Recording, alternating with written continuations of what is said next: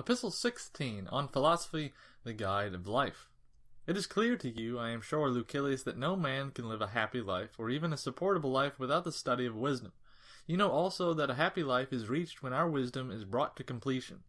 But that life is at least endurable, even when our wisdom is only begun. This idea, however, clear though it is, must be strengthened and implanted more deeply by daily reflection.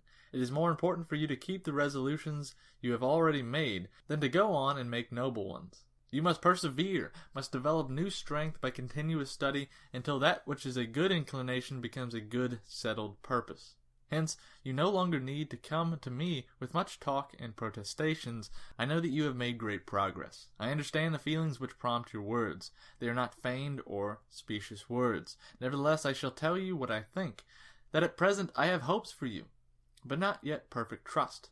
And I wish that you would adopt the same attitude towards yourself. There is no reason why you should put confidence in yourself too quickly and readily. Examine yourself. Scrutinize and observe yourself in diverse ways, but mark, before all else, whether it is in philosophy or merely in life itself, that you have made progress. Philosophy is no trick to catch the public. It is not devised for show. It is a matter not of words, but of facts. It is not pursued in order that the day may yield some amusement before it is spent, or that our leisure may be relieved of a tedium that irks us. It molds and constructs the soul. It orders our life, guides our conduct, shows us what we should do and what we should leave undone.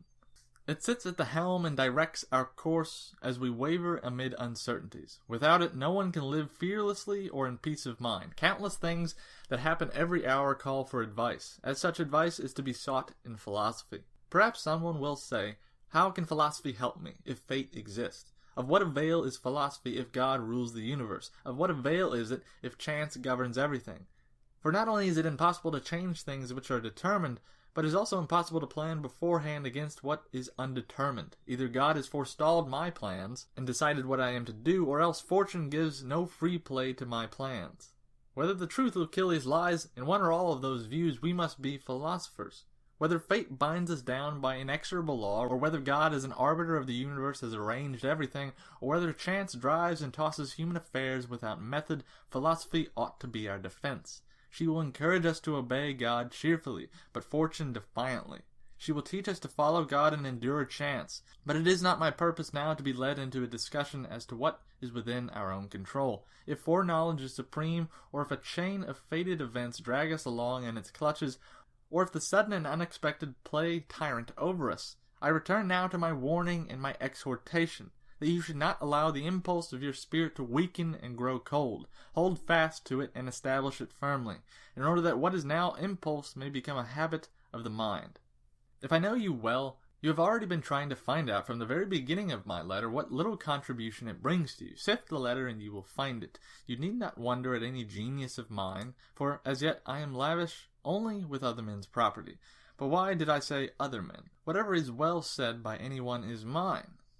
This is also a saying of Epicurus. If you live according to nature, you will never be poor. If you live according to opinion, you will never be rich. Nature's wants are slight. The demands of opinion are boundless. Suppose that the property of many millionaires is heaped up in your possession. Assume that fortune carries you far beyond the limits of a private income, decks you with gold, clothes you in purple, and brings you to such a degree of luxury and wealth that you can bury the earth under your marble floors. That you may not only possess but tread upon riches, add statues, paintings, and whatever art has devised for the luxury, you will only learn from such things to crave still greater.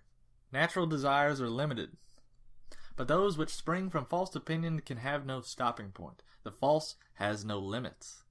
When you are traveling on a road, there must be an end, but when you astray, your wanderings are limitless. Recall your steps, therefore, from idle things, and when you would know whether that which you seek is based upon natural or upon misleading desire, consider whether it can stop at any definite point. If you find, after having traveled far, that there is a more distant goal always in view, you may be sure that this condition is contrary to nature.